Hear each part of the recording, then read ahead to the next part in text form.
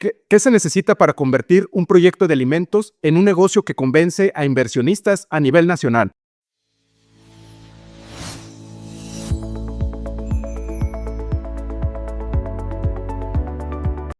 Hoy nos acompaña Luis Arandia, ganador de Shark Tank México. ¿Cómo estás, Luis? Aparte de Fernández.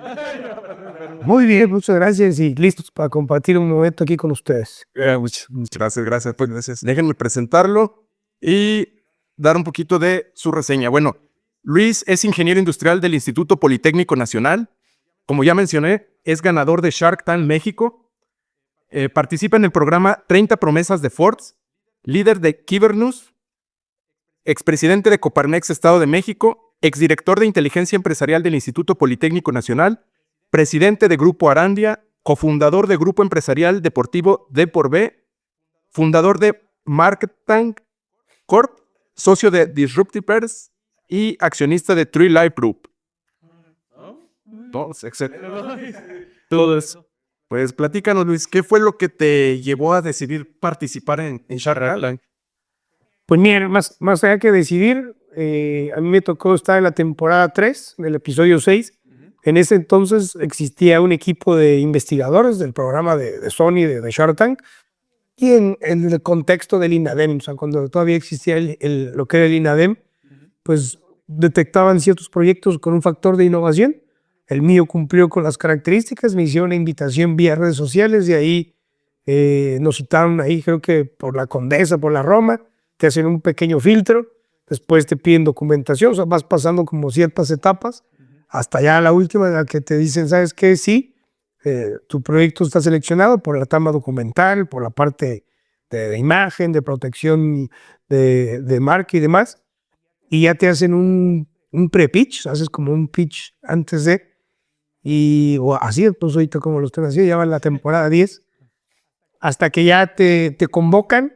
Y en mi temporada pasaron por nosotros a un hotel, éramos 12, recuerdo bien en ese entonces, 12 proyectos, y ya te llevan al centro de grabación y pues al final te ponen así una lista de cómo está el orden de los proyectos, te ponen la foto de los tiburones, quién van a estar ahí, te dicen, ¿sabes qué? Pues cuando te toque ya te van a microfonear y todo el show, y además te dicen, pasas la puerta, ves la marca, te paras ahí y arrancas tu pitch. Y porque hay mucha banda que dice, no, son actores o actrices, y no, pues todo es real, derecha a la flecha. Y a mí me tocó ser el segundo. Entonces, yo quería ser como el quinto, sexto, como fue el bien más o menos que Roger. Pero me tocó ser el segundo, después de un chavo del TEC de Monterrey que traía un proyecto para destruir como las botellas de alcohol piratas a través de un QR. Y el chavito muy seguro, pues estaba muy puesto para su proyecto. Pero la verdad, el pitch le fue muy, muy mal, a tal grado de que él salió llorando y muy enojado. Y la verdad, alborotó a los Shark. O sea, ellos estaban molestos por la forma, la actitud del chavo, muy arrogante, muy prepotente. Y luego seguía yo y dije, madre, el motor gallinero, sí, pero. Y total, ya me aviento, me toca a mí. Y la producción me dice, no vayas a hacer, o sea, me prohibí hacer lo que hice, pero yo confié mucho en lo que traía. Entonces al principio mi pitch, que se llama pitch de contraste, el cual al principio, quien vea el capítulo, pues está así como muy low profile, como, te pareces del poli, y con pasatas de barro atrás, vende comida corrida, yo qué sé. Y mi pitch al principio fue como muy frío, muy palco, como que no traía la energía. Ya hasta el momento que les doy la degustación y entre ellos empiezan como a chicharachar y bromear, Bremer y Pati Armendáriz.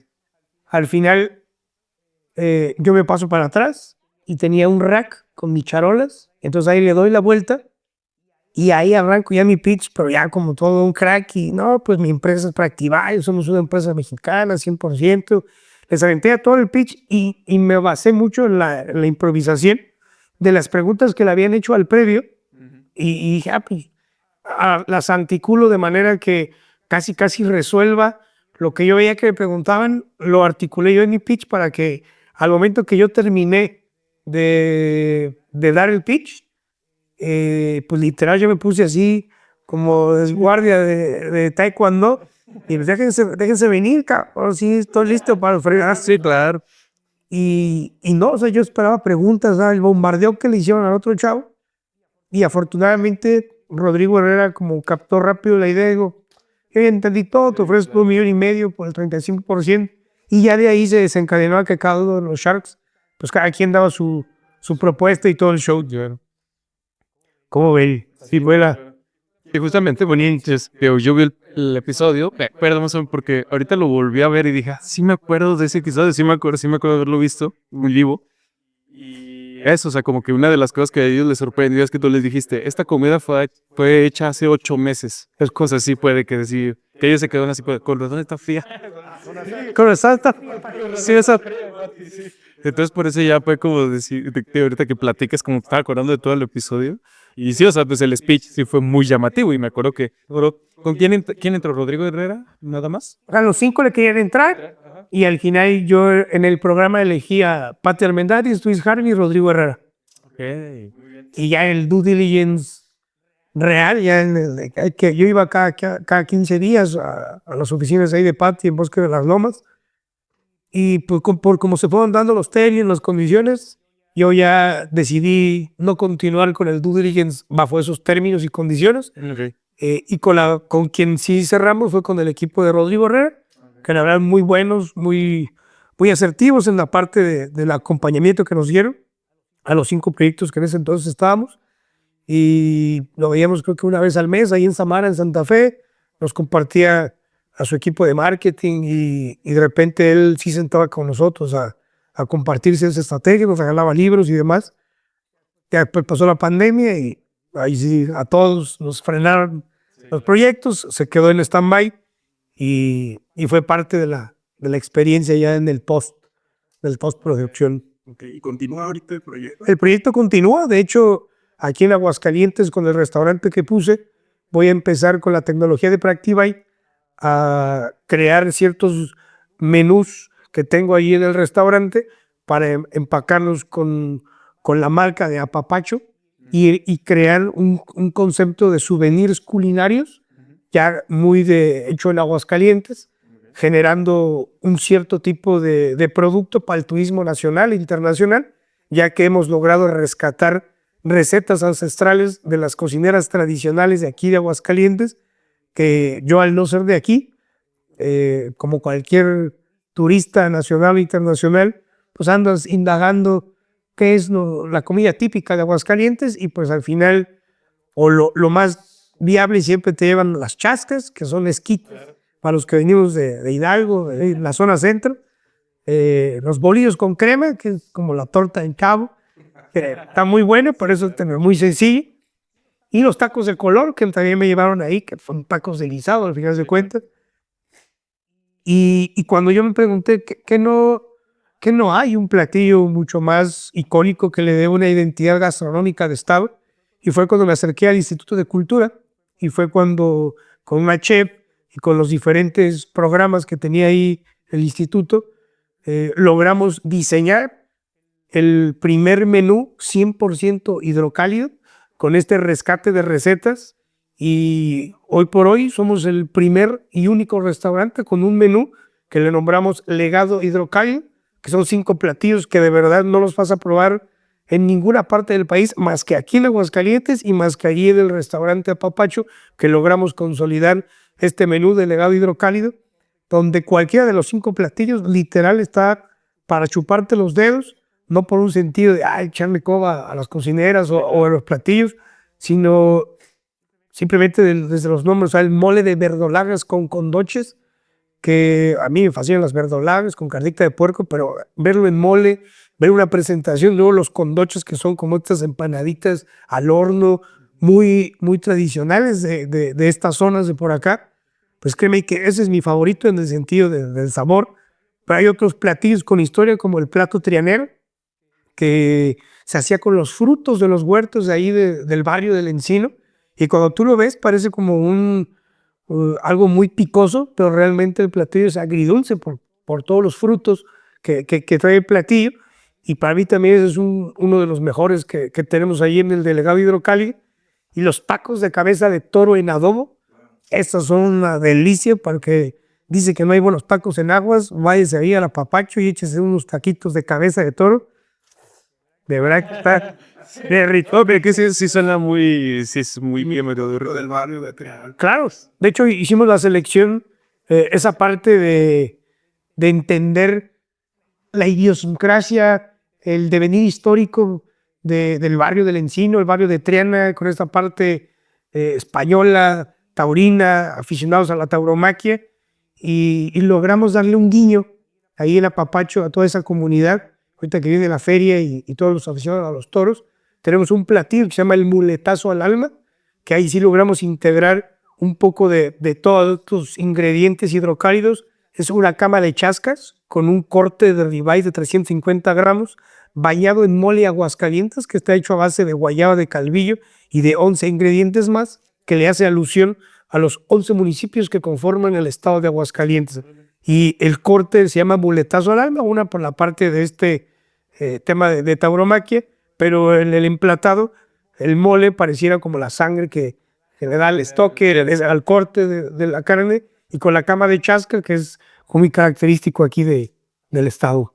A mí me llamó mucho la atención el concepto de tu restaurante. O sea, se me hace que, porque lo hemos platicado aquí en otros capítulos, que pues son como tres cosas, ¿no? El servicio, el sabor, pero también la ambientación y el concepto. Y a mí me llamó mucho la atención el concepto que manejas tú en el Apapacho. Me gustaría que nos platicaras acerca de... Claro, mira, tenemos 2 años de operaciones, y desde que yo empecé con esta idea de incursionar en la industria restaurantera, quise crear un concepto distinto a lo convencional. Había escuchado de la cocina molecular, de otros conceptos gastronómicos, y yo quiero crear uno distinto, diferente, una corriente muy, muy propia, muy de acá, y le puse Gastromantic, que es gastronomía romántica, en el cual cada platillo te cuenta una historia desde el nombre, y que en la creatividad del equipo de cocina poder generar platillos que además del nombre pueda jugar con los ingredientes,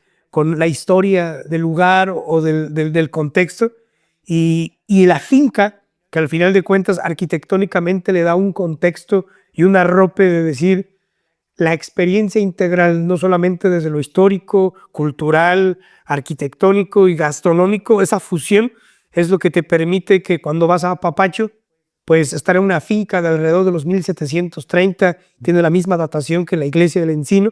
De hecho, el primer propietario de esa finca fue el sacerdote que oficiaba las misas ahí en la iglesia del Cristo Negro, que colindaba con lo que ahora es el Museo Posada, que en su momento fue un convento. Estaba la parroquia, estaba el convento y la casa del sacerdote.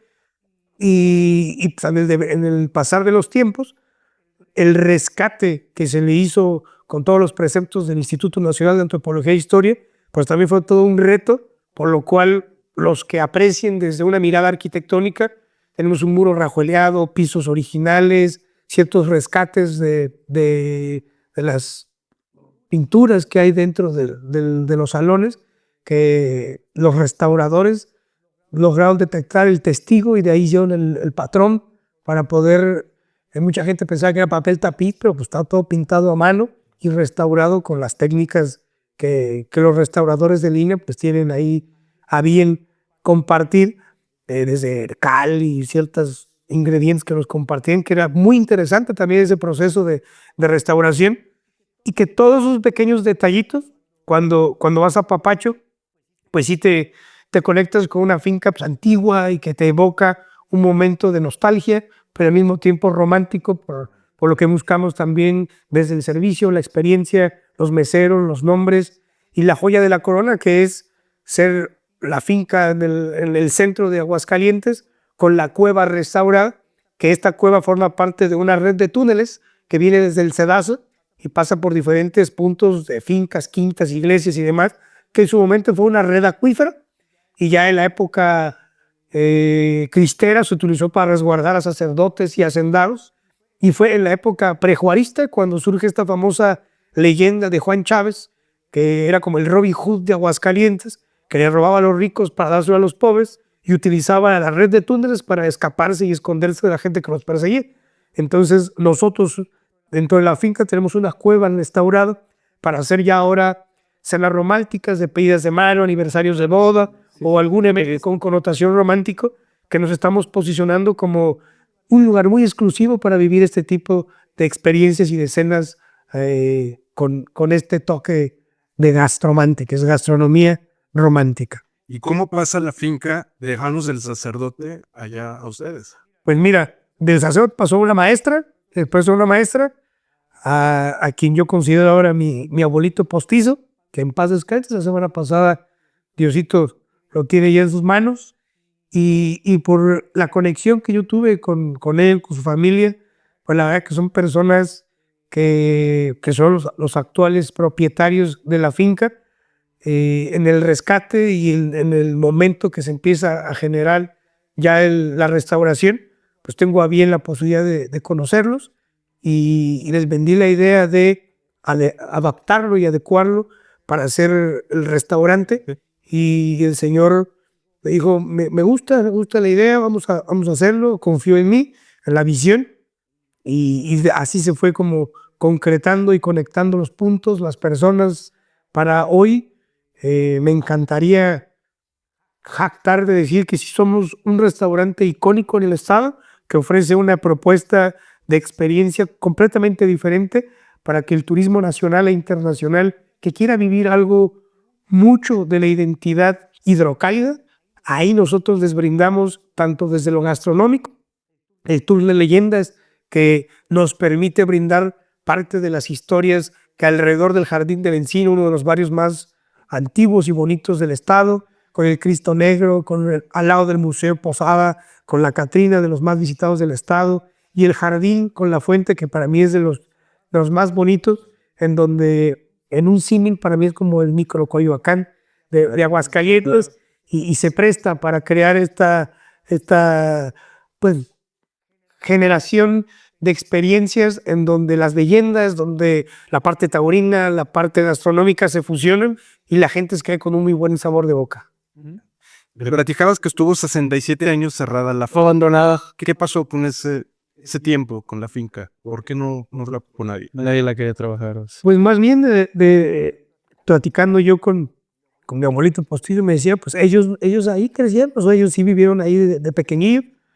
Me contaba ciertas historias de los vecinos, de quién estaba por ahí, que en su momento la gente que nos ha ido a visitar, que eran vecinos, sí recordaban con nostalgia, pues que venían ahí, que jugaban y el charro, había un apellido muy tradicional, los Alonso, don Ernesto Alonso, que era el propietario también de la casa de al lado, y algunos otros apellidos como de abolengo, de esa zona ahí del Encino. Pues cuando aperturamos, muchas de las familias fueron ahí a comer, y pues los abuelitos, las abuelitas recordaban, y más o menos ahí fuimos concatenando, y él me platicó que de ahí se fueron a la Ciudad de México, hicieron vida por allá, y la casa quedó literalmente abandonada, y parte del cuidado, de la supervisión, estaba en el que hoy es mi padrino y socio de ahí del restaurante, y él pues simplemente le echaba ahí un ojillo, que no hubiera vandalismo y demás, pero pues al final me enseñó fotos en donde pues ya estaba la maleza, todo tirado, el cascajo, o sea, las condiciones pues realmente estaban muy, en el abandono total, ¿no? Entonces cuando se hace el rescate y la restauración, es parte de lo que este año que viene vamos a poner algunas imágenes, exhibirlas dentro del restaurante para que la gente también pueda pues sorprenderse de la parte arquitectónica, de cómo se hizo el rescate de algo que estaba en ruinas, en abandono, y lo que ahora la gente puede sin mayor problema apreciar, degustar y disfrutar. ¿Cuánto tiempo llevó la restauración? Alrededor de 3 años y medio. Okay. Bueno, yo iba a preguntar, bueno, ahora esté platicándonos así. Tú eres de Hidalgo, dices, ¿verdad? Yo soy de Huichapan, en el estado de Hidalgo. De Hidalgo. Y estuviste en Ciudad de México antes de estar aquí en Aguascalientes. Es correcto. En Ciudad de México. En Ciudad de México. Esto fue antes de pandemia, durante pandemia o así. ¿Qué fue lo que te hizo llamativo de Aguascalientes? Como decir, a ver, voy a ir, porque bueno, ahorita nos platicas, ¿la encontraste o te platicaron de la finca cuando estabas allá? Padrino. Ok. ¿Quién ahora es padrino? Sí, el que me sacó. Sí, porque digo, se me hace como, digo, ok, o sea, porque estabas en la Ciudad de México y te vienes a Aguascalientes como tal. Vengo a Aguascalientes, me invitan a dar una conferencia Ok, ya es eso. ¿Qué debería ser? la gente de Coparmex aquí del estado, por la parte de Shark Tank, también un poco de tema de motivación, del emprendimiento y demás. Sí, claro. Y cuando yo estaba como presidente allá, pues creé la primera comisión de niños empresarios en Coparmex y les transferí yo el modelo a quien en su momento fue el presidente de Coparmex aquí en Aguascalientes para que replicara esta parte de la comisión de niños empresarios y pues empecé a tener una relación con Aguascalientes muy cercana. Ya después me enamoré de una mujer de La Chona, pero que vivía aquí en Agos y eso fue lo que de manera mucho más recurrente me hizo venir y pues venir de Ciudad de México a Aguascalientes pues implicaba un gasto cada 15 días. Yo dije, no, pues tal vez tengo que hacer acá en algún negocio para tener todavía otro pretexto y que por lo menos sea un poco más rentado. Y ya pedí que mi padrino me platicó lo de la casa y tenía ni idea de hacer como un coworking o alguna otra idea. Y ya cuando voy lo visito y en esa visión dije, creo que aquí está interesante hacer algún otro concepto. Y cuando me invita a la cueva, dentro del rescate que se estaba haciendo, mi padrino encuentra una vasija con unas moneditas de 50 centavos, no crees que centenarios, y un rollito con la receta de un mole, que esa es la base ya lo modificamos nosotros, pero derivado de eso hicimos el mole Aguascalientes, que lo utilizamos nosotros aquí, y esa vasija la teníamos ahí exhibida, y además estuvo bien interesante porque cuando yo dije que vamos a hacer un restaurante, nos encontramos un tenedor y una cuchara de plata ahí en la cueva, y fue así como de esos indicios del de oído. Todas las señales. Pero esa parte mística, y es qué loco que suceda esto en el momento de decidir qué hacer en el proyecto. Y de hecho, eso sí los tenemos ahí en la oficina, no los he exhibido. De hecho, creo que me los podrían quitar por decirlo, pero fue de esas cosas como místicas, mágicas, que en el previo de armar el proyecto de Apapacho. Ok, muy bien. Y tenías ya experiencia, bueno, fuera del proyecto de Shark Tank, ¿no? Que es muy diferente, pues, producir alimentos para distribuirlos, que ya la administración de un restaurante. Ajá, ¿tenías experiencia en eso o alguien de tu equipo? No, para serte muy honesto, yo no tenía ni la menor idea de lo que implicaba ser restaurantero. De hecho, yo en parte de las pláticas o conferencias que daba, como yo estaba en la parte de la innovación, de otro tipo de proyectos de industria, pues siempre yo decía, no, pues a ver, ya hay que hacer otro tipo de proyectos, o sea, para hacer restaurantes y demás, cualquier. Y yo así lo decía, así como si fuera algo muy sencillo. Sí, claro. Porque realmente no tenía el dimensionamiento de lo que implicaba. A veces que lo pongo y tuve muchas áreas de oportunidad al arranque, desconocía completamente la industria. Hoy por hoy te podría decir, y he estado en biotecnología, en agroindustria, en aerospace, en oil and gas, en diferentes giros y sectores de negocio, te podría asegurar que el negocio más difícil que hay en esta vida se llama restaurantes. Ese sí, el que me pongas a debatir, le digo, brother, hacer un productito de masa en escala, en producción, en serie, de la industria que me digas, con los estándares de calidad, todo eso se soluciona. Pero tener un restaurante chico, mediano, grande, los que son franquicia y que quieren un punto, yo para mí, mi respeto, qué admiración, porque de por sí la industria es complicada y logro escalar y lograr tener muchos puntos de venta, de verdad que es algo loable, honorable y entendieron algo que muy pocos empresarios y los que estamos ahora en la industria restaurantera logras dimensionar, porque todos los benditos días hay un problema con el cliente, con el proveedor, con la gente en cocina, en barra. Todos los benditos días requieres o estás con un sentido de alerta, de urgencia y de verdad llega un punto en el que es muy desgastante emocionalmente. Ventas bajas, temporalidades, un mercado como Aguascalientes que es complicadísimo. O sea, de verdad que aquí poca gente se atreve a decir las cosas como son, derecha a la flecha, y mucha vuelta, muy rebuscar. Yo soy de brother, aquí está bien pinche difícil. El que logre pegarle aquí es porque entendió algo o le pegó al gordo, porque es muy complicado entender el psiquismo y el patrón de comportamiento de consumo de un mercado como Aguascalientes. Y después te enteras que Ciudad Juárez y Aguascalientes son ciudades testeo a nivel Latinoamérica para validar modelos de negocio. Y dices, pues es tan complicado y tan complejo el mercado que las utilizan como testeo. O sea, si pega, ya fregaste, y si no, pues vele cambiando, vele buscando, porque no va por ahí el modelo, ¿no? Es un fenómeno interesante, retador, pero al final, pues cuando traes este espíritu emprendedor y esta visión, el carácter, la resiliencia, el tema del precio a pagar, pues dices, a ver, algo, no, todo no va a poder contra uno, y hemos lidiado con diferentes propuestas desde jueves de flamenco, viernes de mariachi, sábado de estudiantina, domingo de saxofón.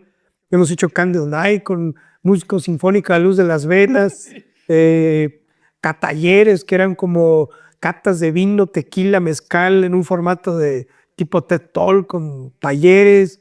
La última que me aventé puntada, ya en el menú tenemos un paquete que se llama Apapáchate, que es yo como fundador me siento con la gente y a través de un paquete yo te hago un estudio numerológico y grafológico en lo que tú te tomas un cafecito, un postrecito, un tema de autoconocimiento, y esa experiencia ha gustado mucho, que es apapacharte, un tema de autoconocimiento, información a través de tu nombre, de tu fecha.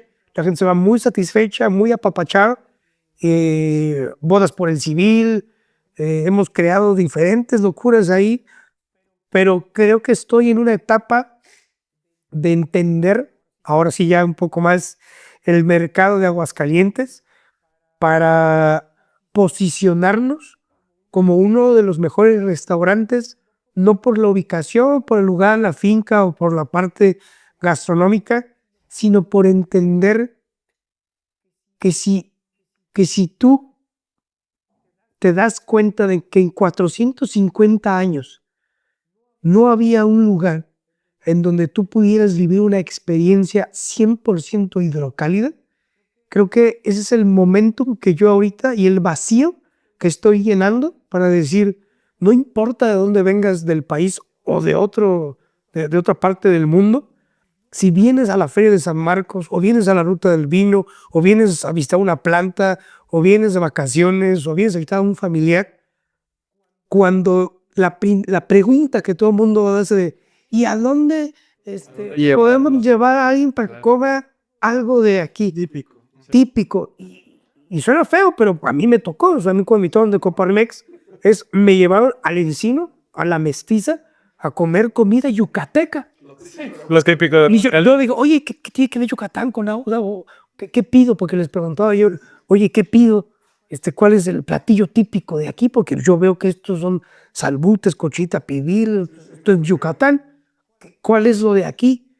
Y fue cuando ellos me dicen, mira, bueno, mira, tú come y ahorita te vamos a llevar para que pruebes lo de aquí. Y del Encino me llevaron al centro a comer chascas. Y digo, brother, yo soy de Hidalgo y vengo a la Ciudad de México. Son esquites, o sea, bueno, son los fueros distintos. La mezcla, está padre, la racherita, los del cielo que están ahí en bosque, son muy buenos. Me dijeron, ya sé, te vamos a llevar. Y ya me voy por Colón y ahí probé los bolillos con crema. Muy rico, que yo dije, ¿cómo algo tan sencillo con crema y un chile y un camotín ahí? Sabe delicioso, o sea, es tan sencillo pero tan rico.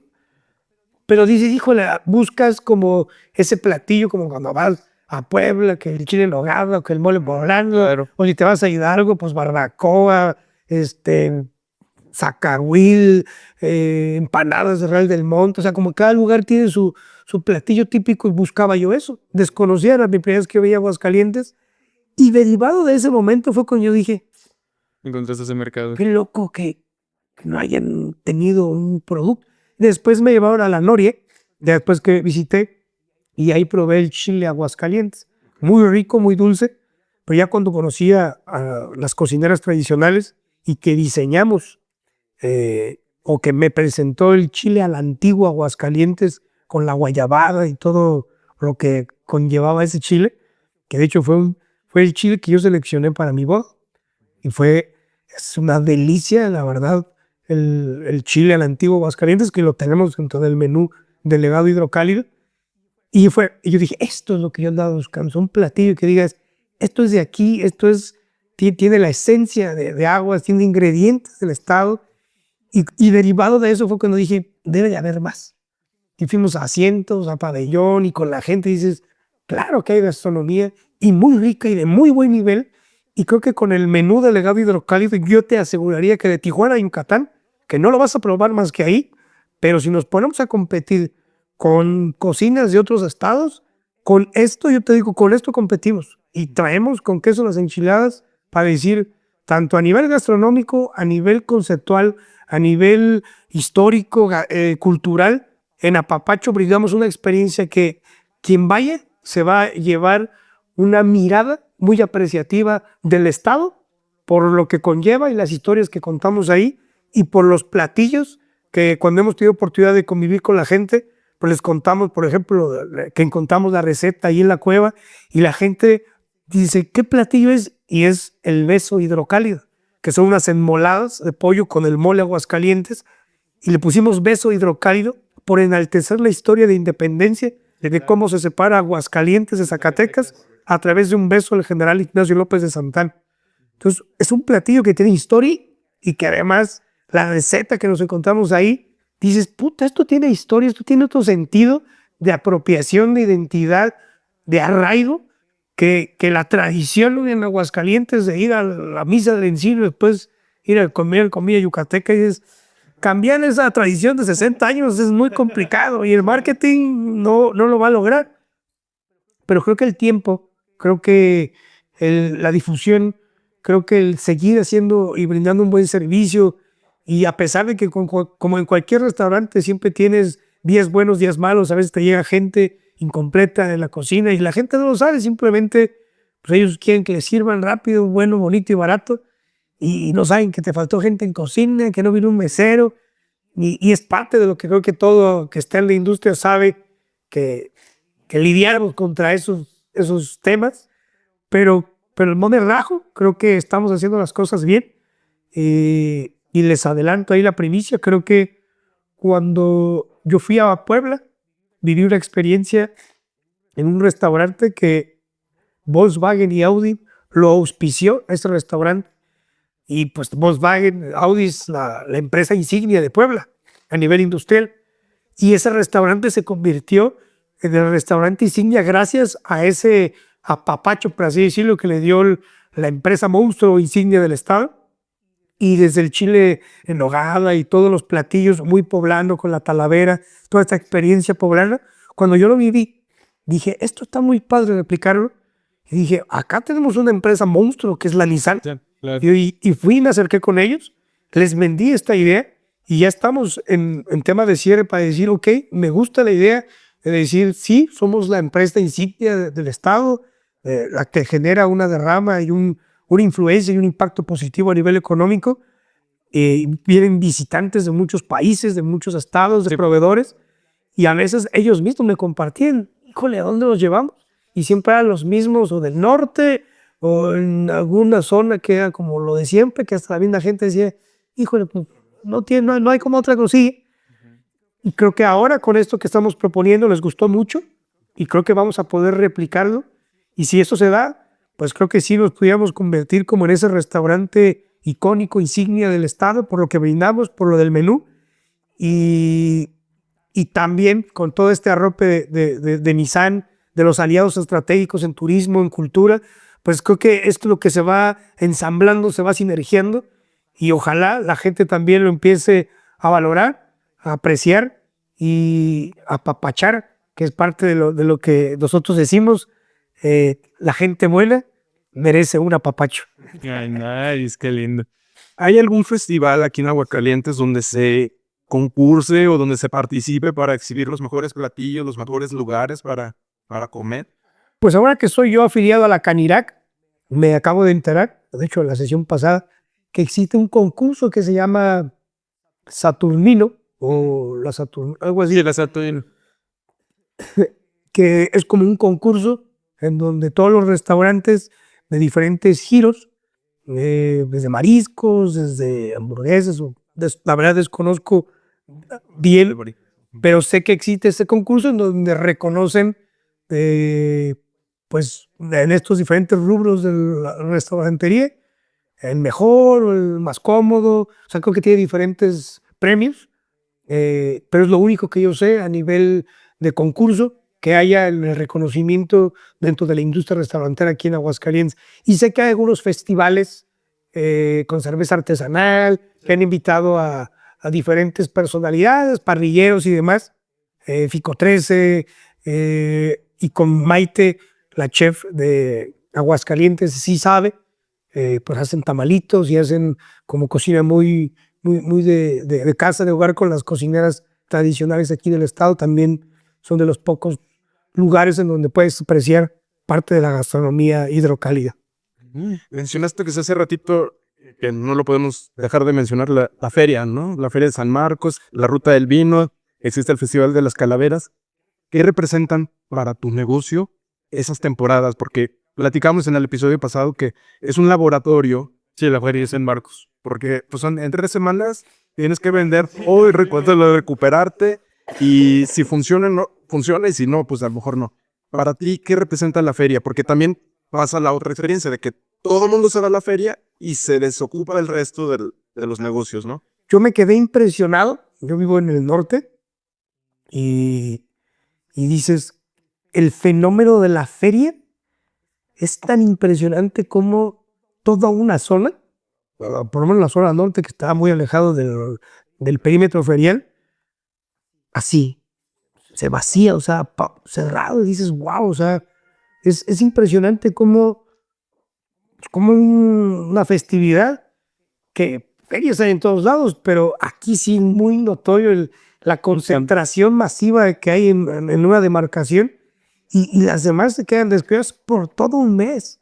O sea, la verdad sí me gustaría bien conocer de los que están afuera de la periferia, porque yo estoy no dentro del perímetro ferial, pero el estar dentro de la zona centro, en cierto modo, pues me salpica por ahí que el turismo que va al centro y después se pasa al Encino, y sí tenemos mucha gente que viene de Guanajuato, de San Luis, de Zacatecas, de los Altos de Jalisco, que vienen a la feria, pero que antes de la feria pues se pasan a conocer, a turistear en el tranvía, al Museo Posada, y como estamos pues ahí, les queda dentro del paso, y en cierto modo nos vemos beneficiados nosotros, ¿no? Yo ahorita quiero lanzar una campaña en la cual justo sea como vive la experiencia de la feria, en donde le demos una mirada un poco a otros lugares, no necesariamente a Papacho, pero que sí a Papacho sea un must dentro de tu experiencia de la visita a la feria, ya sea desde antes de ir a los toros, o si ya te fuiste a empedar un día, pues al otro día la crudita con unos chilaquilitos y te apapachamos ahí con un paquetito post feria. Buscar estas estrategias que evidentemente jala el grueso de ese mes que dura, y desde mi óptica creo que para unos sí es muy complicado, o sea, para algunos yo creo que sí les afecta, y para los que estamos ahí dentro pues es más bien la competencia de, pues al final todo el mundo quiere que por lo menos ahí se acerque, nos salpique algo, pero tanto a nivel de redes sociales y como a nivel de promoción, pues compites contra monstruos y compites contra una competencia rapaz que se diluye. O sea, si no traes el capital o el apalancamiento de una marca que te dé una arrope, te diluyes durante ese mes, así me pares una pautilla. Creo que en esa temporada del mes pues, estás contra bares, restaurantes y todo lo que implica el dimensionamiento de la feria. Sí, no, claro, pues están hasta los restaurantes que durante la temporada de feria, o sea, que bueno, que no están en la zona perimetral, cierran. Es como que las vacaciones de los dueños y todo, porque dicen, pues vámonos mejor y ya acabando regresamos. Que se mudan a la feria. O otro día a la mera. Funerales de Colosio y nomás se ponen en la feria.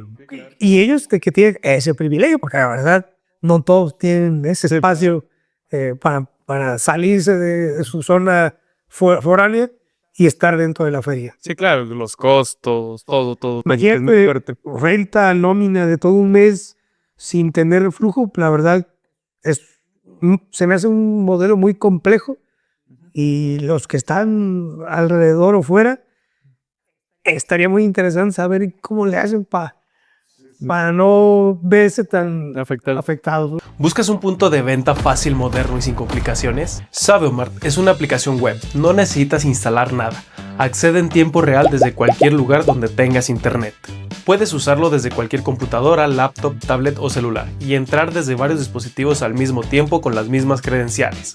Se cobra por usuario, es accesible para todo tipo de negocios sin sacrificar calidad. Siempre tienes acceso a la última versión. Incluye sistema, soporte, capacitación y asesoría, sin contratos forzosos ni sanciones por cancelar. Sabiomart, control total desde cualquier lugar. Pero nos decías que Carlos Bremen sí olía hot cakes. Es que se me nos digo ya, ¿verdad? Sí, ya dos. Sí, por ahí yo. ¿A ti no te tocó? A mí me tocó Brenner, pero a mí no me tocó Jorge Vergara. Sí, aquel tanda. Es que hay mucha, había un meme en redes sociales de que, pues, obviamente con el programa, como, bueno, pues, a lo mejor tú, sí tuviste la oportunidad de platicar con él. ¿Sí? De hecho, yo lo conocí en la Cumbre de Negocios en Guadalajara Ok. y ahí nos coincidimos otra vez y sí, me reconoció, nos saludamos, estuvimos platicando todo el camino hacia el ingeniero Carlos Slim. Y la verdad, Carlos BM, Y faz. tipazazos, o sea, de esos empresarios que ya esos ya no hay en México, que tenía como una visión, un tema humano también, y que era de los aguerridos, aferrados. La verdad que convivir, compartir un poco con estas figuras, pues también te permite mamar o permearte de esa experiencia porque te van dando como ciertos hablazos. Con él estuve en 2 ocasiones y son de los empresarios que te marcan, que te dan ese pequeño mensajillo que dice, mira, esta está buena como para apuntarla. Claro. Y yo de hecho en esa cumbre de negocios empecé a escribir un libro que se llama Poesía Empresarial. Entonces me sentaba yo con empresarios de diferentes niveles, desde AA hasta AAA. Tuve la fortuna de estar con don Carlos Slim, con Salinas Pliego, con Olegario Vázquez, con los diferentes actores en industrias, para que me compartiera una frase o reflexión de cómo les ha marcado la vida empresarial y esa frase o reflexión. Entonces, cada uno me compartía, me ponía ahí un detallillo y estoy haciendo esa compilación. Todavía no la termino, pero ahí la estamos tejiendo. Ok, bueno, pero o sea, qué buena idea. O sea, eso de que te estás estás conociendo a empresarios de este nivel, de este calibre. O sea, y de que eso, o sea, pues de que tengan la oportunidad de de aprenderles y de escribirles. O sea, súper bien. Digo que porque había un meme hace mucho tiempo cuando Shark Tank estaba en su... Que bueno, que justamente te tocó ir a Shark Tank en su mero post. A mí me tocó En el mero top. el top. Entonces se decía de que, no, pues que Carlos Bremen decía, se ve que tipazo, de que hasta huele a hot cakes y de que y todo por lo mismo, de que era un personaje, era una persona, una gran ser, era un personaje. Entonces, por eso de que me acordé de ese meme que era, por eso dije, sí olía a Carlos Cakes. Ok. Ahora, en cuanto a la estandarización de procesos, ¿es lo más complicado o no es complicado? Porque creo que es la base de una buena administración del restaurante, ¿no? Para que sea una institución y no un negocio familiar. Fíjate que cuando lo dices, parece fácil. Yo como ingeniero industrial lo percibo y lo entiendo, pero llevarlo a la práctica, sistematizar, o sea, balancear una línea de producción 3 patadas. Pero sistematizar la parte de un restaurante creo que tiene una magia y una mística diferente, porque el factor humano, los protocolos, hay cosas que sí funcionan, hay cosas que te funcionan a ti, pero tal vez a mí no, en mi modelo, en mi contexto, en mi clima organizacional. Creo que hay cosas que sí sistemáticamente funcionan, como tener un software como Sabiomart, como punto de venta en el 10, te ayuda a eficientar la comandación, te ayuda a controlar la venta, por así decirlo, y dices, esto es un sistema, al fin, es un sistema de venta. Claro. Claro que implementar eso, pues en cierto modo es sencillo en la adopción tecnológica y demás. Pero atrás de eso, sistematizar tus inventarios, sistematizar tu costeo, sistematizar tu protocolo de atención, sistematizar tus requisiciones, tus compras, o sea, todo lo que hay detrás de un simple comandación de mesero a cocina o a bar, ahí es el arte de, o que ahora yo como restaurantero dices, o sea, no es fácil arrancar y luego madurar, consolidar un modelo de negocio en la industria y luego sistematizarlo. Ahorita yo traigo ya la intención de hacer de Apapacho no una franquicia, porque no voy a replicar el modelo como tal, pero traigo una idea que la verdad no la voy a soltar, porque dicen por ahí, cuida las cosas. Presume hasta que ya se... Pero la verdad que es una fusión entre arquitectura y rescate gastronómico a nivel nacional, que creo que el modelo no existe y está bien interesante el poder ser esa marca que surgió de una intención buena y que la puedes madurar a nivel escala ya en otras demarcaciones geográficas y con otras idiosincrasias y cosmovisiones que te permitan, una vez sistematizando aquí procesos y que funcione,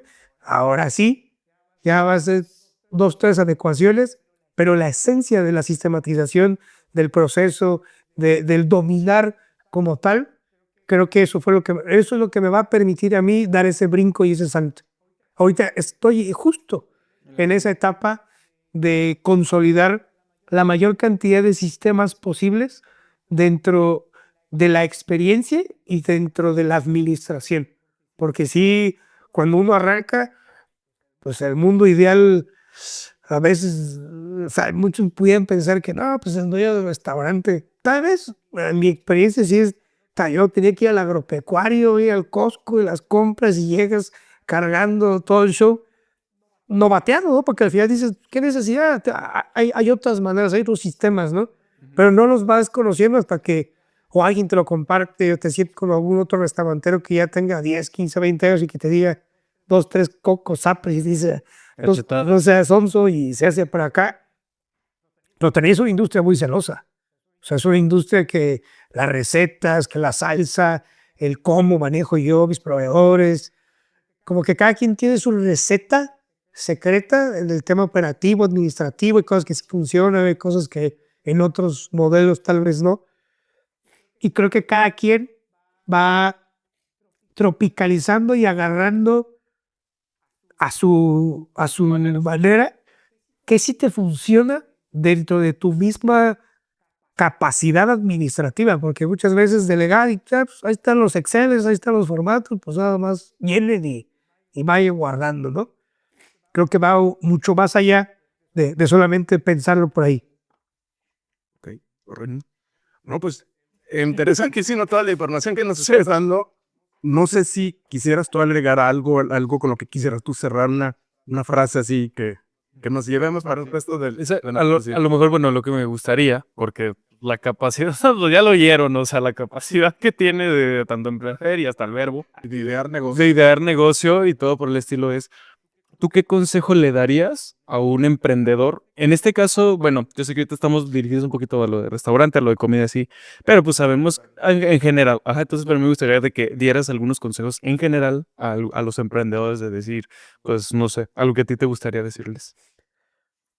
Una que no es para todos. O sea, hay que reconocer que el emprendimiento no es para todos y que emprender, pues hay diferentes ámbitos. La gente puede emprender en el ámbito político, social, empresarial, académico. Pero para mí emprender es vivir unos años como muchos no lo harían para poder vivir como muchos no podrían. Y esto implica una serie de hábitos, de valores, de sacrificios, de precios a pagar que si no estás dispuesto a tener esa madurez, ese carácter, esa resiliencia, esa disciplina, va a ser muy complicado que logres salir avante ante desafíos, retos que la vida te va a presentar desde demandas, desde nóminas, desde el SAT, desde crimen organizacional, desde no tener buenas ventas. Y cuando ya traes esas cicatrices, pues te vas forjando un cierto carácter en el que te vas empoderando cada vez más. Pero en un sentido hasta romántico, sí lo diría. Creo que todos en esta vida, la mayoría nacemos con 5 sentidos, pero hay que aprender a vivir con otros sentidos más. Sentido común, que es esa lógica básica que te permite discernir entre lo bueno y lo malo, lo correcto y lo incorrecto. Sentido de oportunidad, que aprendan a identificar las oportunidades y si es necesario, provocarlas, pero sobre todo que estés preparado para tomarlas. Tercero, sentido del humor, que pase lo que pase en tu vida, sea bueno o sea malo, siempre le des una sonrisa a la vida. Cuarto, sentido de responsabilidad, que es esa habilidad de responderle a tu vida, a tu familia, a la sociedad, y que si aprendemos a vivir con estos otros sentidos, empiezas a descubrir ese sentido de la esperanza, que es que eso que estás haciendo, al final tengas ese sentido de que todo va a estar bien y probablemente tengas y le des un mejor sentido a tu vida. Y que no cerramos fuerte. Excelente. Pues ya lo oyeron y pues agradecer nuevamente tu presencia, el esfuerzo que sí, porque pues cuando alguien no se siente bien, sí, ¿sabes? Cuando quieres estar, o sea, se aventó todo el episodio así y con toda la energía. Y con toda la energía, Sar. Sí, muchísimas gracias por el tiempo, gracias por... Aquí estamos, pues, aquí es tu casa, cuando ocurra que quieras decir un mensaje o algo, apenas estamos empezando, pero pues aquí, hombre, aquí tienes el micrófono abierto. Candela, o sea, aquí el micrófono abierto. Muchísimas gracias. Gracias, André. Gracias a ustedes que nos estuvieron escuchando. Nos vemos hasta la próxima. Nos vemos.